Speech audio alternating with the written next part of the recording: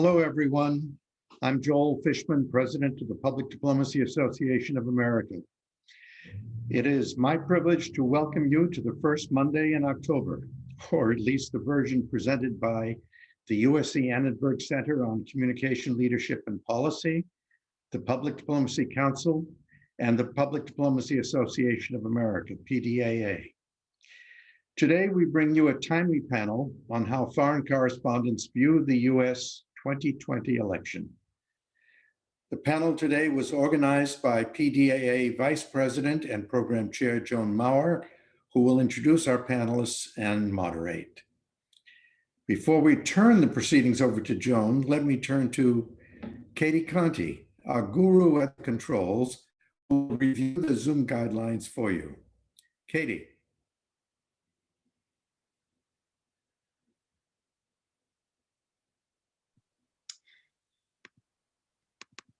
Katie, over to you. Hello, everyone. I'm working on getting my own video set up. Hello. However, welcome to our event. I think I will just be a voice today. Please excuse the technical difficulty here. So I did want to direct your attention to two features that we have in our webinar today. We have a Q&A box and we have a chat box. We will ask all attendees to please use the Q&A window. So that is at the bottom of your screen towards the center with two chat bubbles. Please put all questions for the panelists into the Q&A window. I will put these instructions also in the chat. In the chat box, however, that has one single speech bubble, you're welcome to introduce yourself to all of the fellow attendees and panelists. You can also use this chat box to voice any technical difficulties that you might have, and I, as the tech host, can try to help assist you with solving those issues, such as difficulty hearing or etc. With that, please, I will turn this over to Joan Maurer, who will be our moderator for today's session. Joan? Thank you, Katie. Can everybody see my video? Oh, there we go. Okay, great. Welcome, everyone. We're delighted today to have a really distinguished panel talking about how this election is being covered overseas. And I'll just start by saying I'm with, my real job is with USAGM, U.S. Agency for Global Media, which runs Voice of America, Radio for Europe, Radio for Liberty, Radio Free Asia, and Middle East Broadcasting Network. And just in talking with some of our panelists, we were talking about how important the debate was. And from VOA's standpoint, we've really rarely seen a live event have so much interest internationally. We were giving it over satellite. It was live streamed. In Latin America alone, we had 200 stations that took the live stream video of the debate. And then we have, of course, a lot of follow-up. So I think this is emblematic. I don't think the Voice of America executives ever thought that there would be an event that would be quite as demanding as this one in terms of the interest. So that sort of sets the stage for where we are. The world is looking at this debate, particularly with the developments that have happened in the last 72 hours. And with that, I have to say, unfortunately, Ed Luce, who is the US editor of the Financial Times, had to scratch his appearance today because he is under enormous deadline pressure for a large piece for FT. He sends his regrets, and I hope we'll be able to get him back with the group soon. But in the meantime, we've got two terrific panelists, and we're looking forward to hearing from them. The first is Cristobal Vasquez, who has spent the last 4 years covering the US and the Trump administration for Radio Caracol in Colombia, South America. He's currently working for El Tiempo, which is Colombia's largest newspaper, a very prestigious organization, and also for Claro TV. Cristobal has spent a lot of time in the States. He's been at the Washington Post. He's been in New York. I'll let you read his bio. But with that, I'm going to turn it over to Cristobal to tell us a little bit about what his audience is interested in, what's going on in Colombia in terms of vis-a-vis the United States, which issues he's focusing on, and really how he sees this whole election playing out in Colombia and in the rest of his region. Cristobal, over to you.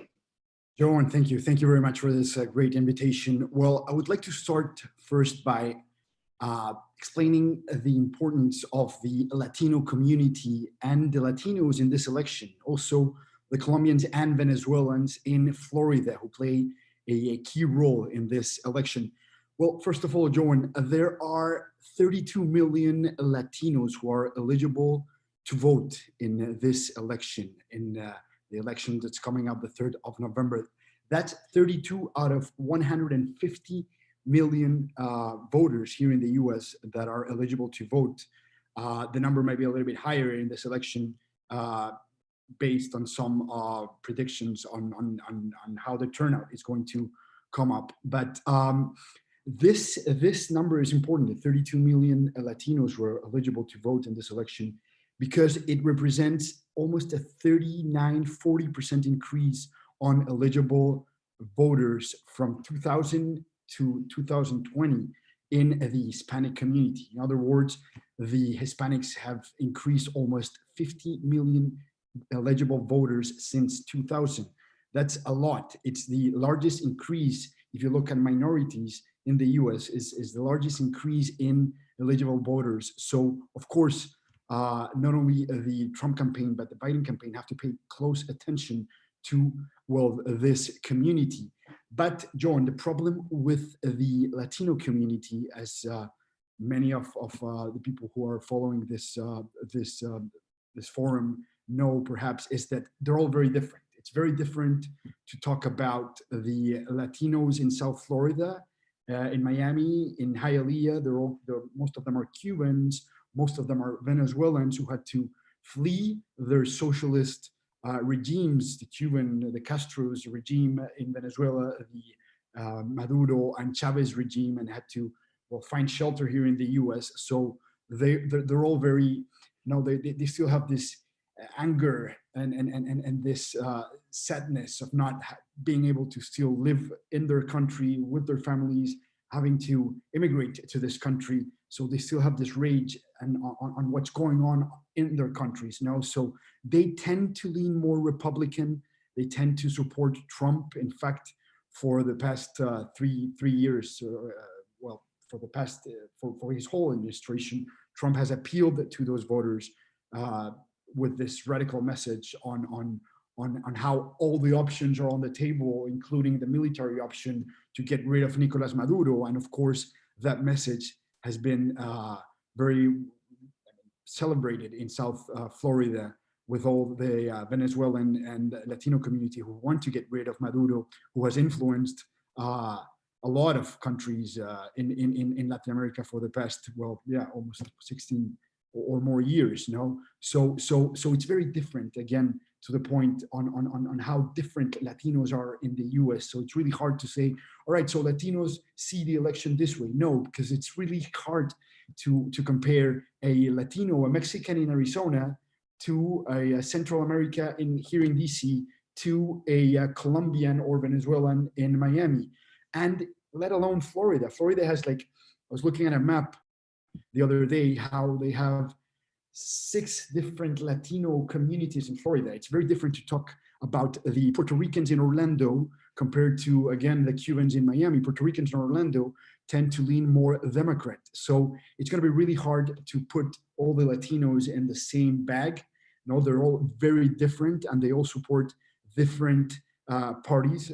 But when you look at the polls, and Univision came up recently with an interesting poll saying how nationally Latino voters tend to agree more with Joe Biden. 66% of them say that they're going to vote for Joe Biden, and 24% say they support Donald Trump. And I'm going to give you a couple of examples on key states. In Texas, for example, again, 66% of Latinos say they're going to vote for Joe Biden, and 25% say they're going to vote for Trump. In Arizona, 65 for Biden, 25 for Trump. And in Florida, 52 say they're going to vote for Joe Biden and 36 for Donald Trump. Those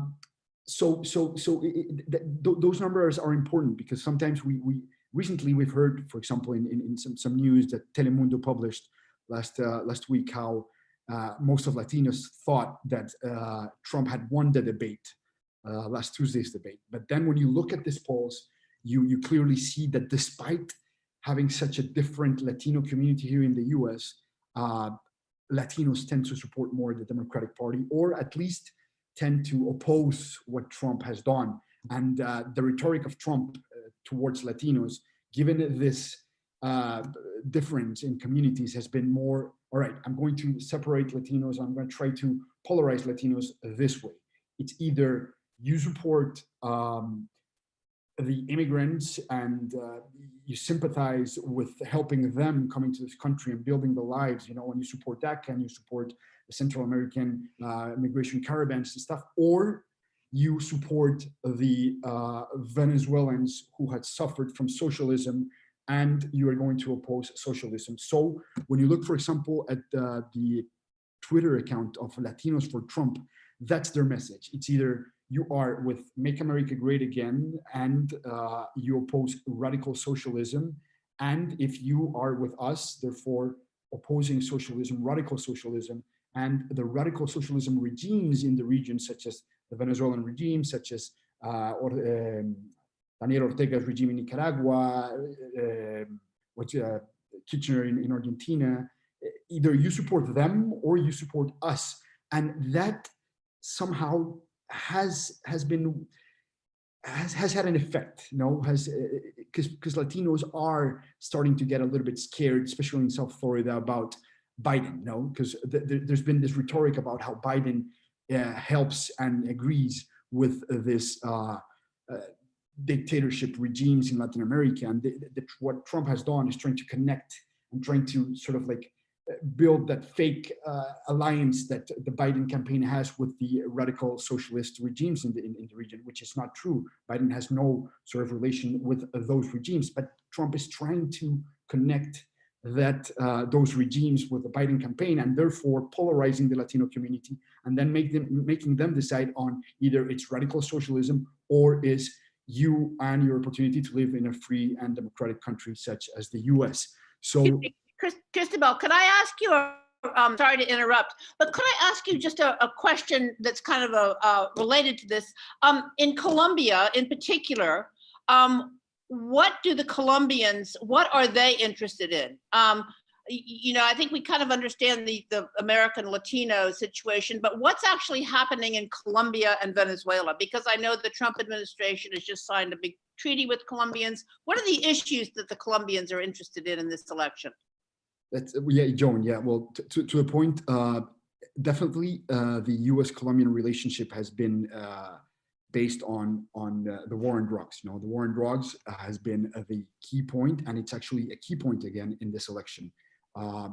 So the government of Duque right now, the president of Colombia, is more sympathized with the Trump administration because the Trump administration has promised more funding for this war on drugs and for this plan that the government of Colombia has to reduce the coca crops and the coca cultivation in Colombia. It's been a huge problem, Joan, in Colombia recently. In fact, we are now in record levels of coca cultivation. We have increased by, in the past 6 years, by 60-70% of coca increase cultivation. And that, of course, translates to more production, more trafficking of cocaine to the US, to Europe, and to Mexico. So what's happening is that the Duque's government, the Colombian government, is supporting and pushing Trump's agenda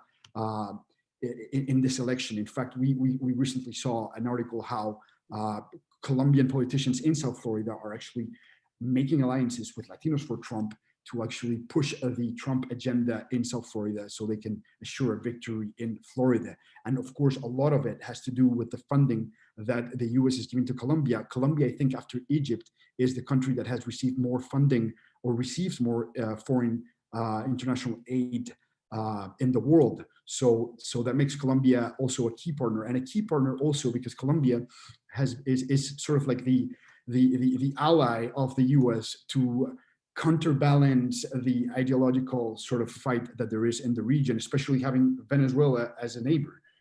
We have a large border between Colombia and Venezuela, where a lot of drugs, a lot of arms, a lot of gasoline, a lot of things are smuggled. So having sort of a foot in Colombia is key for the U.S. To sort of try to counterbalance, to control the mess that's going on in Venezuela right now. So. And what about the immigration issue? Are you covering that extensively? I mean, there's obviously been restrictions on J-1 visas. There's been, is that something that the Colombians are interested in, a U.S. immigration, or is that sort of a dead issue now? No, it is, it still is. Colombians flew the country mostly during the 90s. There was a big economic crisis in Colombia. So, but still, there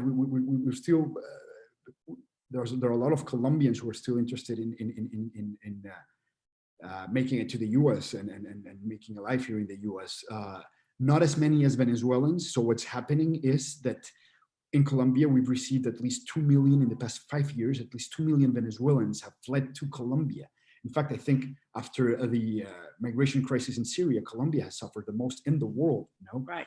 So again, it's key to have this influence in Colombia. It's key to keep the relationship between Colombia and the U.S. for the region's stability, in a sense. It's very important to have that close relationship with the Trump administration for Colombians. But most of those Venezuelans, what they're doing, a lot of them, is they cross the border to Colombia, and most of them go south to other countries: Ecuador, Peru, Chile, Brazil, Argentina. But a lot of them have stayed in Colombia. And then what Colombia is asking the U.S. government, and what is key in this election, is to secure the funding to keep these people in good conditions, in good shelters, to provide them the health service they need, some basic education. So the situation is so hard in Venezuela that most of them come to Colombia to have their babies. A lot of women do that, to have basic health coverage in Colombia, because they find it in Colombia, not in Venezuela now. So the U.S. government is asking, the Colombian government is asking and keeps asking the U.S. government, we need more funding from you guys if we want to sort of have control of this migration crisis. And to add to it, the armed groups, the FARC, the ELN, the paramilitary groups, of course, they're taking advantage of the situation because they just offer very little money to these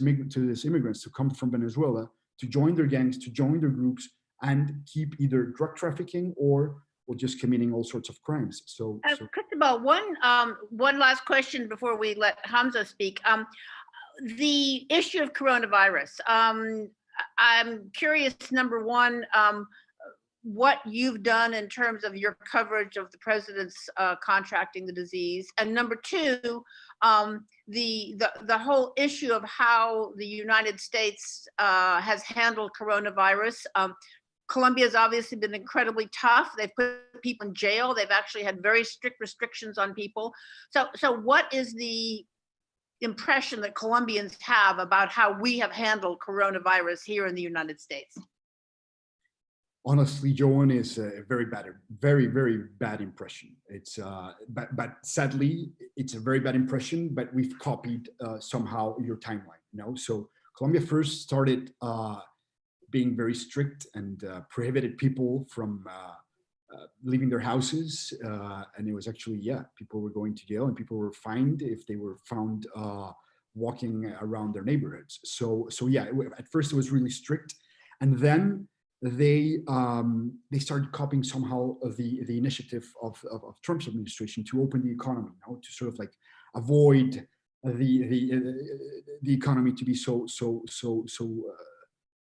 hidden by the coronavirus. So the Colombian government came with this a day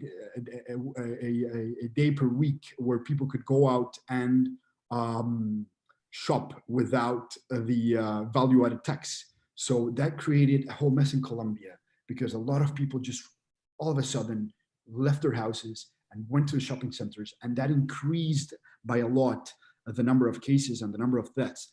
But that was influenced by the US and by the pressure the Trump administration was making to open the economy, because of course he said the economy is more important than the preventive sort of measures. So we haven't, at first we started with our own program, our own strategy, our own way of doing things. It started working, but then we copied the US model of let's open so a business can grow again and we can create some jobs.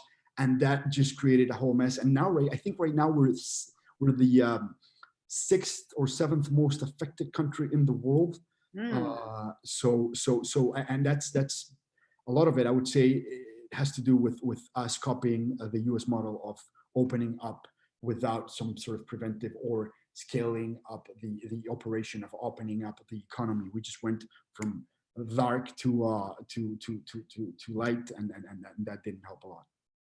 Great. Well, listen, much to be discussed in our Q&A session, and I know we'll have a lot of questions. I could spend the whole hour questioning you. So, but I'd like to turn it over now to Mwamoyo Hamza. Sorry, Mwamoyo. We call him Hamza. And if we could get him on video, you'll get to see Hamza.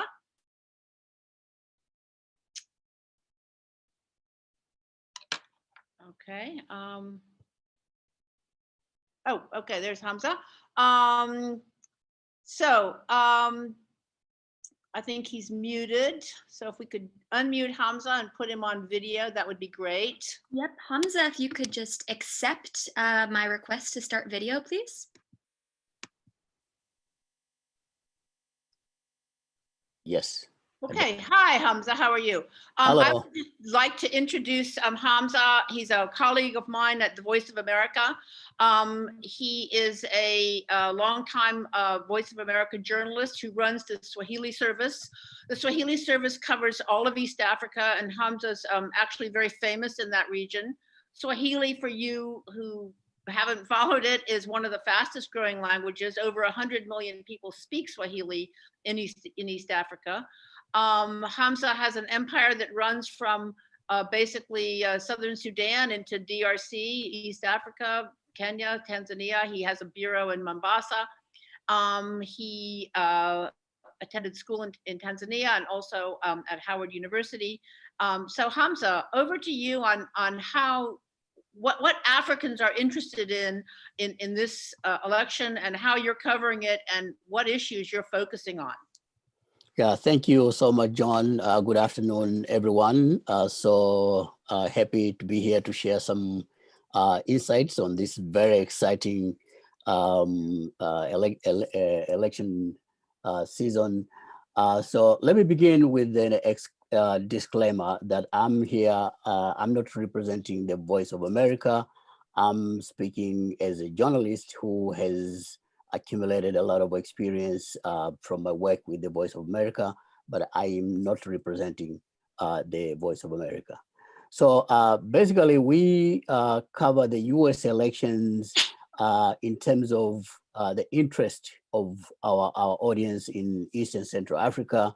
So you're talking about Kenya, Tanzania, Uganda, DRC, Rwanda, Burundi, and then across from Southern Sudan to northern Mozambique, and people in those areas are very much interested in U.S. elections, and you know you may ask yourself why are they so much interested, and that's because U.S. policies,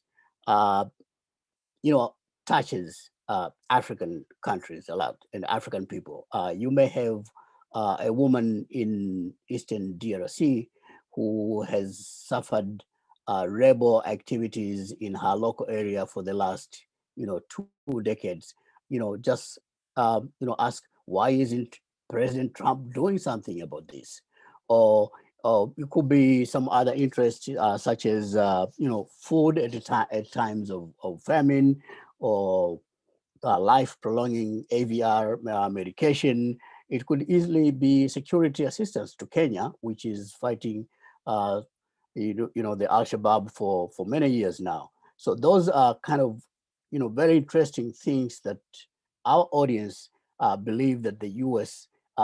can do something about them. But most interesting in our coverage for our audience is the democratic process.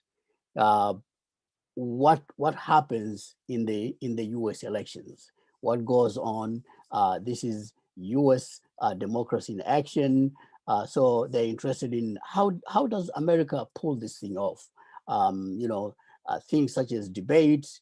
The people are very much interested in the debates, and that's precisely because a lot of Africans, they really would like to see their leaders, their presidential candidate, for instance, go on stage and debate on issues, because that rarely happens. I would say, I don't remember the last time top candidates in African election have shared a podium on a debate. But people would like to see that happening in their countries, in their region.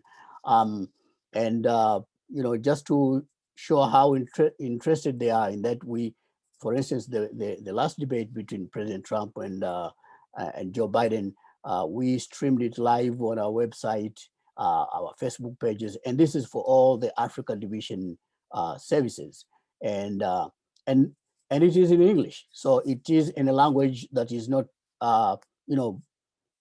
spoken throughout by everyone, but still people are interested in it. So when we do our coverage, we are looking into issues of the process itself. We're looking at the, even when the election is over, the transition period, the peaceful inauguration, they look at it, as an amazing thing that happens again and again and again. And we also, we dig into issues, but very selectively. We don't dig into every issue that is of interest to Ohio, voters, for instance. We dig into issues such as education, corruption when it comes up. And those are issues that people in our region, they relate to, because they also, are interested, and, they experience the same issues in the elections. Race issues in this season have been very, very, of interest to Africans, because, even though Africans, they have their ethnic differences and prejudices, they really don't understand this white-black thing. Why is this a very big problem? So they want to know what is happening in terms of race. In many cases, our affiliates, we have, I can't remember the exact figure, but we have a lot of affiliates in Africa who carry our programming throughout the Africa division.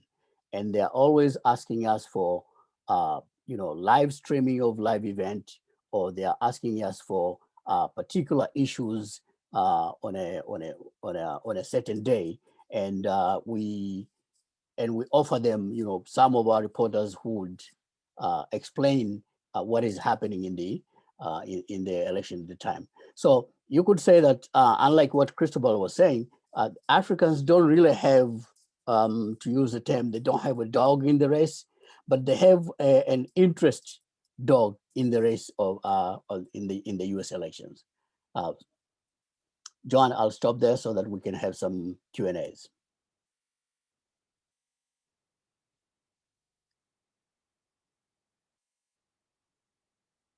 Hamza, thank you very much for that. I'd like to just follow up with 2 questions of my own, and then we'll go to the chat box.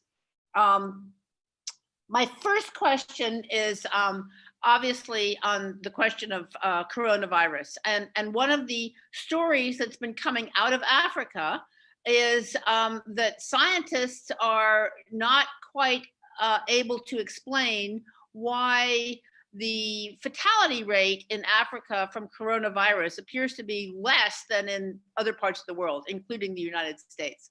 So I guess my question to you is, how are you covering the coronavirus issue as a political topic, particularly the president's hospitalization?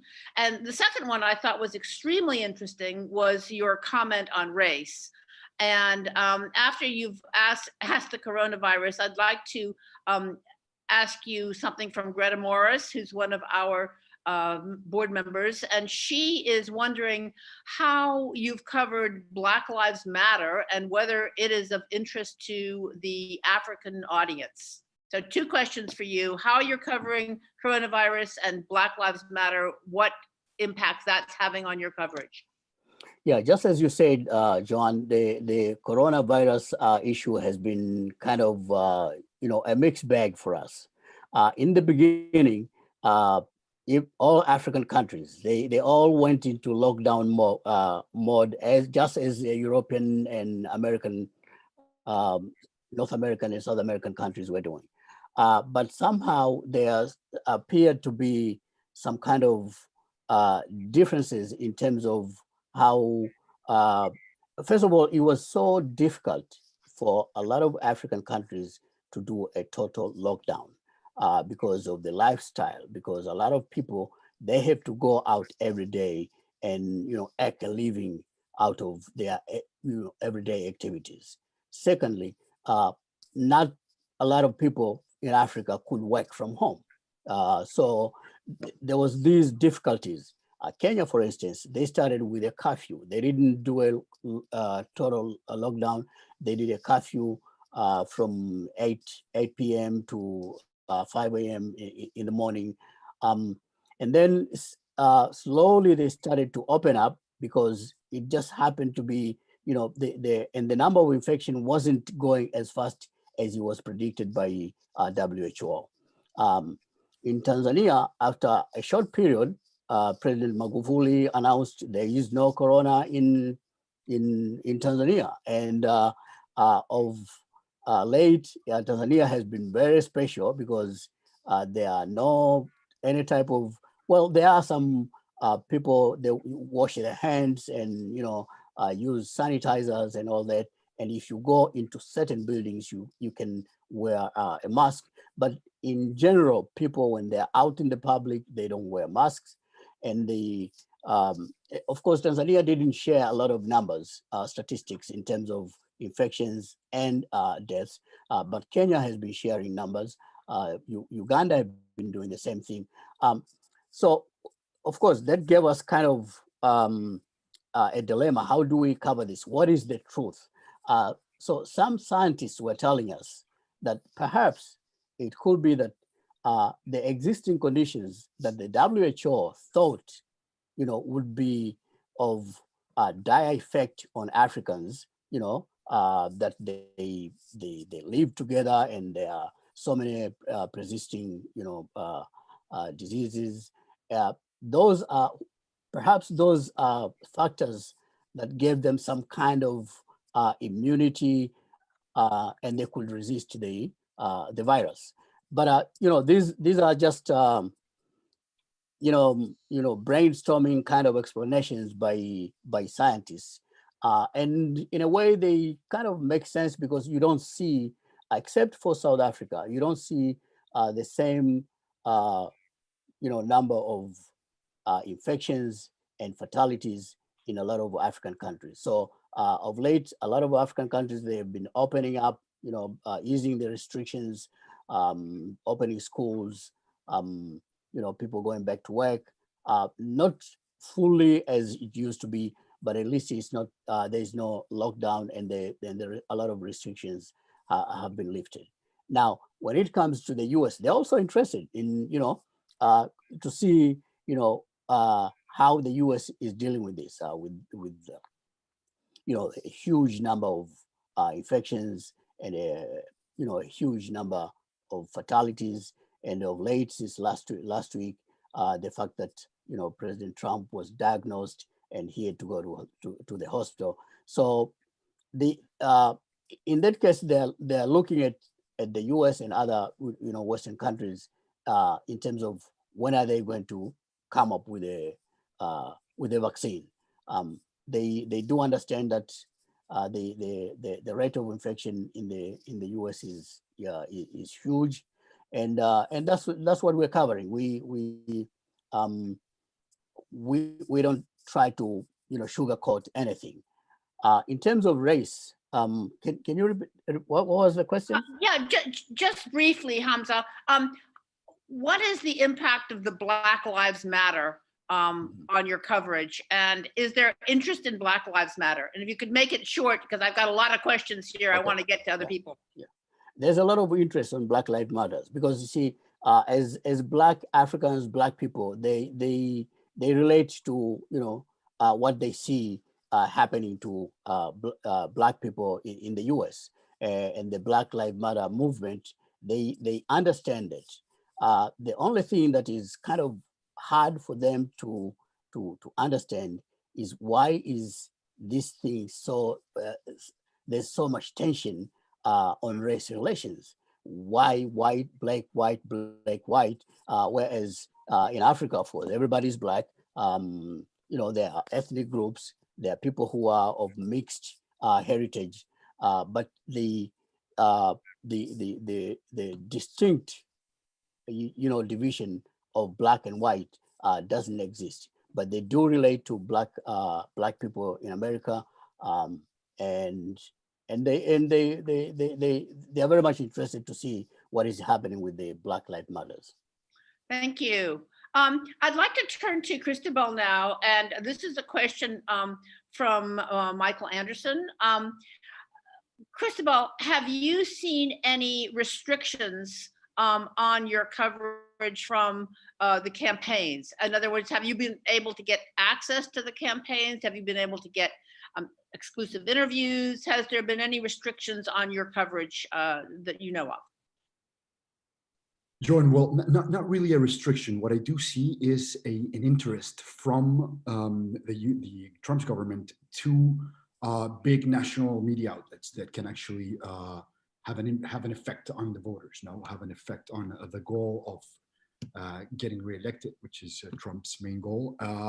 So I would say it's more on the axis of, for example, going to the press briefings at the White House, how they limit the number of foreign media outlets that can go there, or not even limiting, but perhaps they give more priority to the big national outlets. I would say it's more the priority that they give to them as opposed to the limiting of us being there. Coronavirus, I would say, has helped also as an excuse to prioritize these large media outlets.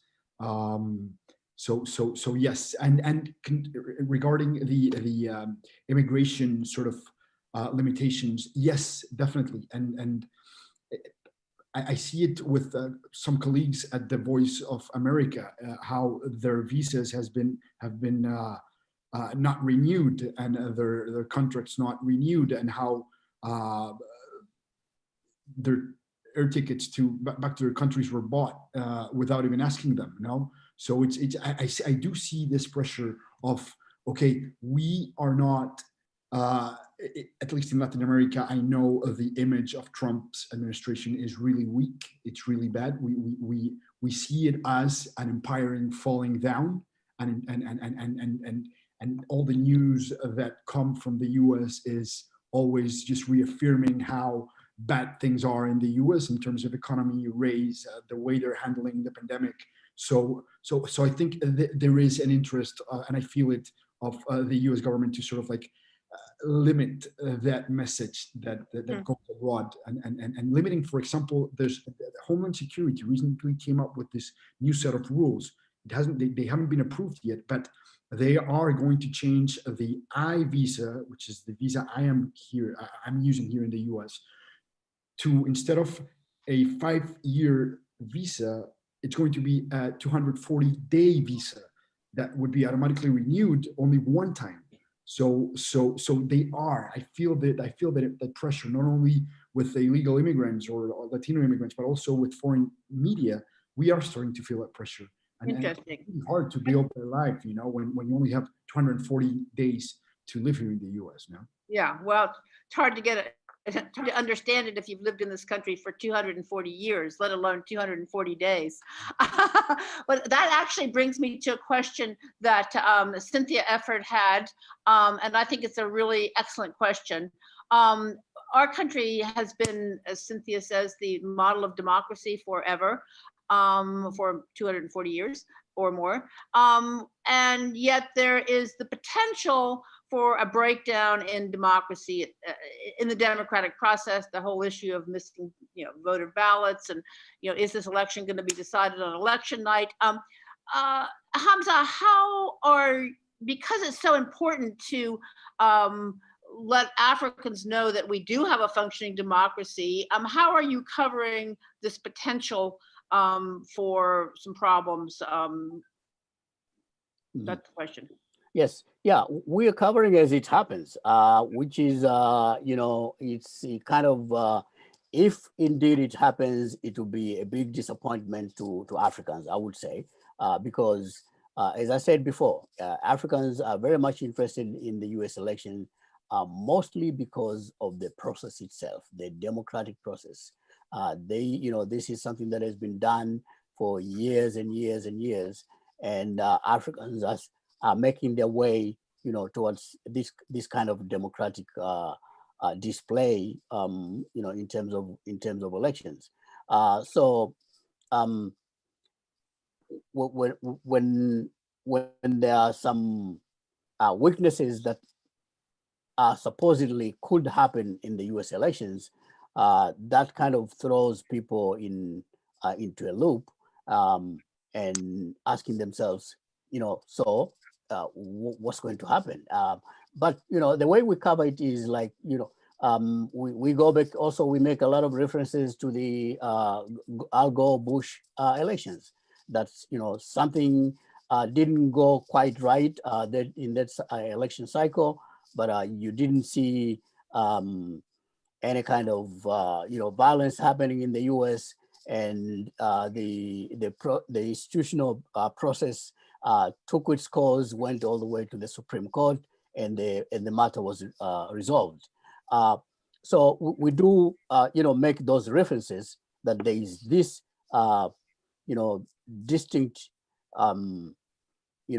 opposing views in terms of whether the elections is going to be democratic, there won't be any problems in the elections or not. But if indeed that happens, then there's probably a lot of institutions in America who can rectify that kind of thing.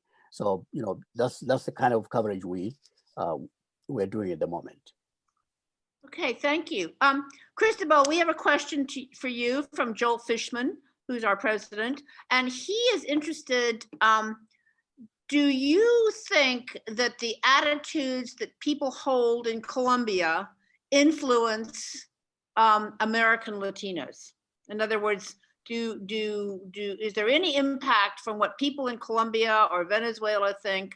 Does that impact the way communities in this country vote? And I would say, I think it's probably pretty fair to say that the Trump administration is probably pretty popular in Venezuela, where they've done a lot to oppose Maduro and to support the people in terms of aid. Does that impact the way Venezuelan Americans will vote? Definitely, and of course, in the case of Florida, mostly where most of Venezuelans located, and where they have a legal status too. And yes, no, totally. It's especially because the Trump's administration keeps appealing to this armed solution in Venezuela. A lot of Venezuelans, the opposition is Venezuela, is hoping for that to happen. A lot of Venezuelans here in the US are also pushing that agenda. But in the case of Colombia, what's happening too is that there is this polarization back home between former government of Uribe, which is represented somehow by the government we have right now and these people that support the peace agreement, the peace process that we went through 2 years ago. There's this polarization in the country, as I think it happens all around the world. But anyways, in Colombia, there's a strong polarization, and those who support Uribe and the right wing in Colombia are actually coming up with a campaign to push that fear of radical socialism if Biden is elected as the new president of the US. So just recently, I think I mentioned that there was an article that highlighted how 2 senators of Colombia are pushing that agenda. They are getting together with big lobbyist groups and wealthy people in South Florida to push social media agenda, to influence in the opinion that South Floridans have towards Joe Biden, trying to relate him and his somehow support of this new wave of Democrats, the more progressive Democrats supporting Biden, and then linking those progressive Democrats to radical socialism in the region. And that, of course, is, I think, having an effect, or at least trying to influence this election here in the U.S. Thank you. We have a question here from Brian Carlson, who's a long-term PD specialist. And he notes that the Pew Research surveys have shown a decline in American prestige abroad. And he's wondering what he thinks, what actions the United States might take to rectify that. And I will note, actually, that I actually traveled extensively in Africa just prior to coronavirus. And I actually found that President Trump was personally quite popular among Africans. I'd like to ask Hamza if that's true. And then secondly, both our participants, whether or not what they think could rectify the US image abroad, what would be the one solution they would recommend. So Hamza, take it away. Yes, thank you, John. When President Trump came onto the scene in 2016 elections and the beginning of his administration, you're quite right. I mean, he was very popular. And the reason was he was seen as somebody who was, doing something different. And he wasn't politics as usual, which is something that Africans decry all the time. They don't want to see, they want to see leaders in their countries who would come and really change up everything in their system, because this is the system that they have been living with, and they don't see much progress in their lives, in their countries, affairs and all that.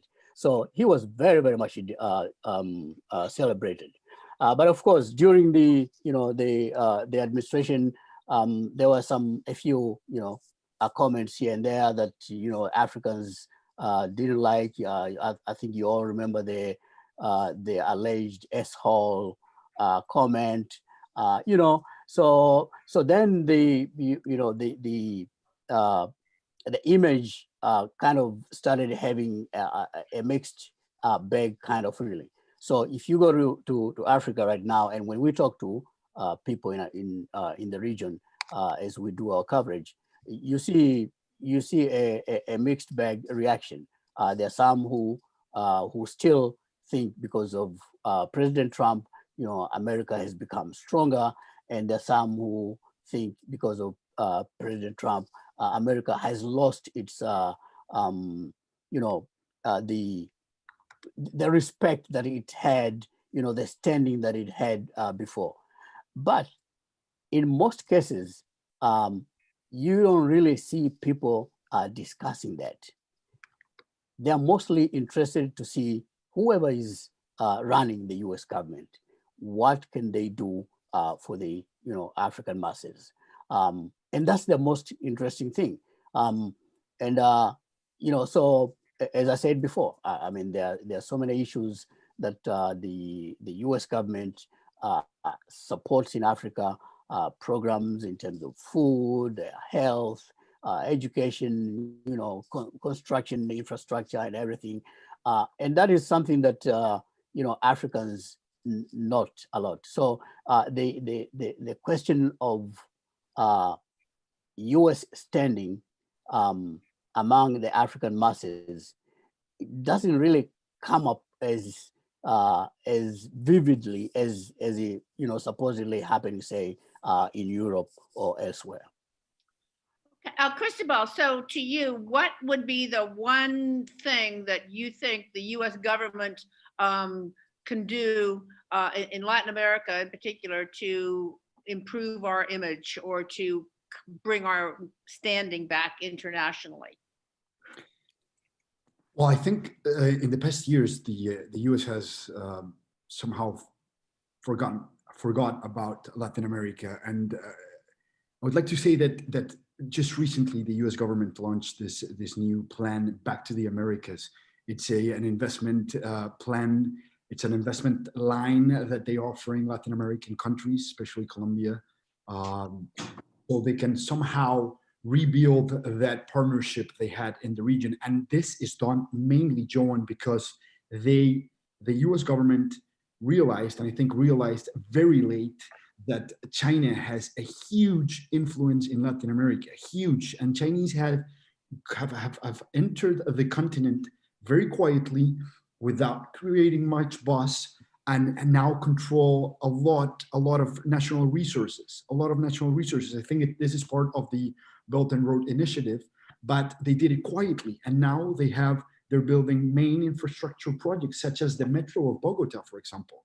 A Chinese company is building that multi-billionaire project, So the US has somehow forgotten the region, forgotten Colombia, and now I think it's a little bit too late. What I think the US should do is a bipartisan sort of strategy to get back and sort of consider Latin America as a key ally, not only for natural resources, which are going to be key in the near future, but also to avoid this constant fight between left and right that is, and this constant sort of like antagonism, again, from the Cold War of socialists against capitalists, which is it's an old sort of antagonism that still people follow and people live by in Latin America.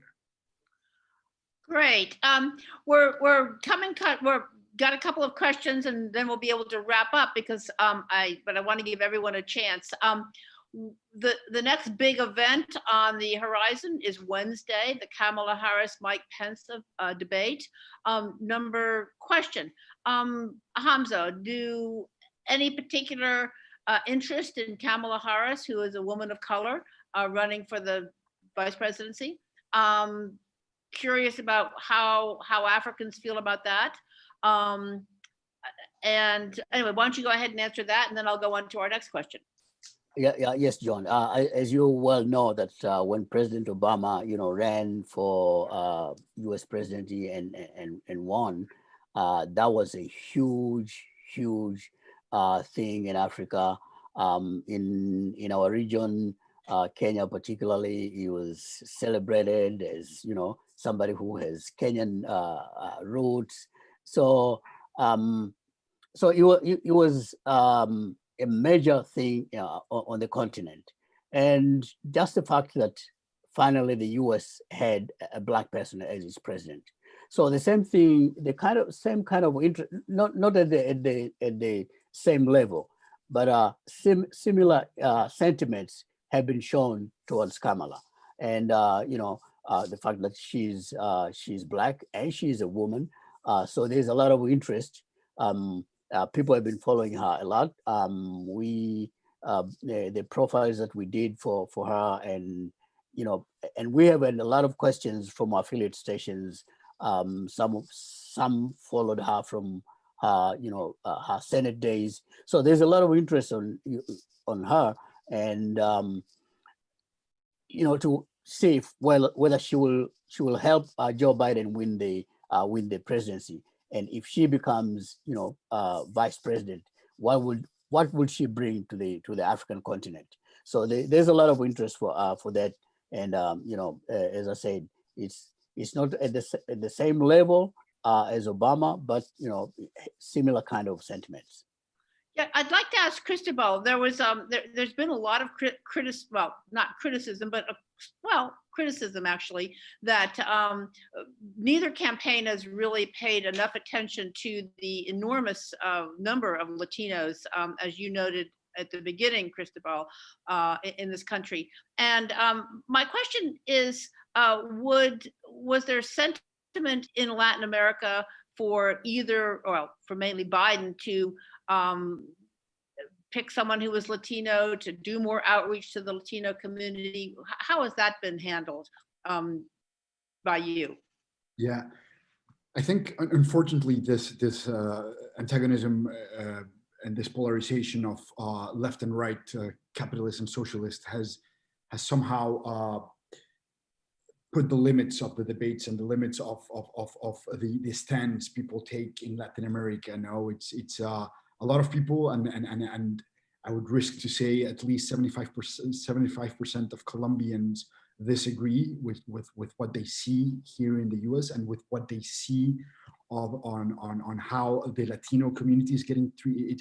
It's being treated here in the U.S. now, with all this strict immigration laws, and there's always been, Joan, this especially for Colombians, when we get here to the U.S., when we're crossing, when we're entering an airport and we're going through customs, there's always this feeling of, okay, they're going to ask me if I'm a drug dealer. They're going to ask me what is it that I have on my bag. They're going to double check me. So there's always this sentiment of extra caution that the border agents have towards Latinos. So yeah, definitely we are looking for more representation, and the representation we have is not, I think it's an old school representation. Marco Rubio representing Latinos is not really a good representation of what Latinos are here in the US and in Latin America, despite having him as a reference